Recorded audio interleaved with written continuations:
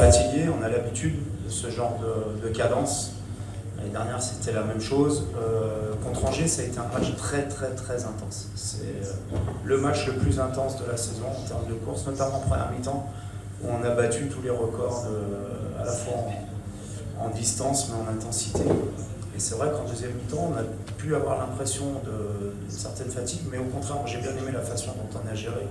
Justement, on a peut-être un peu moins pressé, mais on s'est créé des occasions en étant très bien organisé. C'est un match sérieux, c'est pas le match le plus spectaculaire de la saison, peut-être pas celui qu'on aime le plus voir lorsqu'on est spectateur, mais en tout cas, en tant qu'entraîneur, c'est un match que j'ai apprécié et j'aime beaucoup quand on gagne 1-0 dans ces conditions-là, parce que finalement, on concède très peu d'occasions.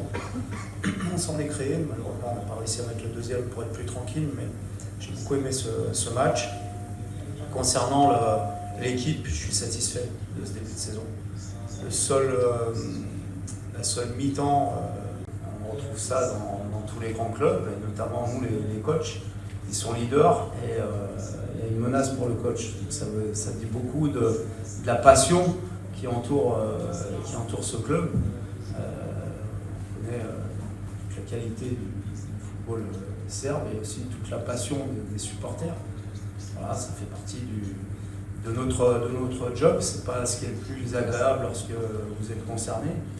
Mais bon, nous, on ne tient pas compte de ça. On va essayer de faire notre match, de faire ce qu'on a prévu de faire avec un adversaire qui va être très difficile à jouer, parce qu'il y a des très bons joueurs dans cette équipe. Une équipe qui est habituée à jouer la Champions League quasiment tous les ans. Donc ça va être une ambiance, je pense, assez chaude. Donc ça va être un vrai match de Coupe d'Europe. Et c'est cette adrénaline du match, du résultat. Et je pense qu'on est tous là pour ça. Donc c'est vrai qu'on s'est pris un peu les pieds dans le tapis chez nous. C'est regrettable, c'est très dommage parce qu'on aurait pu faire un départ parfait et quasiment s'assurer déjà une qualification. Mais c'est un coup d'arrêt, on doit être capable, comme on l'a fait déjà, de rebondir, de montrer que ce n'était qu'un accident de parcours sur cette première mi-temps.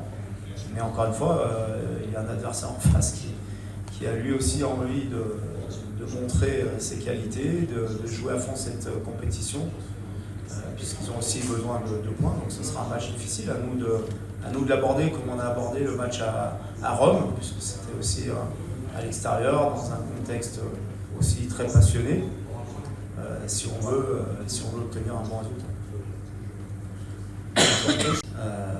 Et malheureusement pour lui, à la fois pour le club, pour la sélection, il ne sera pas opérationnel avant un petit moment, mais il sera les gens responsables de tout ça communiquer prochainement. Mentalement, vous avez vu? Oui, je l'ai vu en entretien individuel. Il est touché. Vous savez, quand vous êtes joueur, la seule chose que vous avez envie, c'est d'être sur le terrain. C'est de jouer, c'est de gagner des matchs, c'est de participer aux entraînements avec les autres joueurs. Et lorsque vous êtes blessé, vous êtes éloigné du groupe, vous ne vivez plus au même rythme que le groupe. Vous avez l'impression, et ce n'est pas le cas, mais d'être un petit peu sur le côté. Donc j'ai eu un entretien avec lui, j'ai aussi parlé avec Marc Aurel, parce qu'on n'en parle pas beaucoup de Marc Aurel Caillard, mais il galère lui aussi depuis 5-6 mois. Parce que pour moi c'est important parce qu'ils font partie pleinement du groupe. Et c'est pas forcément une bonne nouvelle. Voilà, c'est tout ce que je peux vous dire. Merci à tous. Merci. Et à demain. Merci, à demain.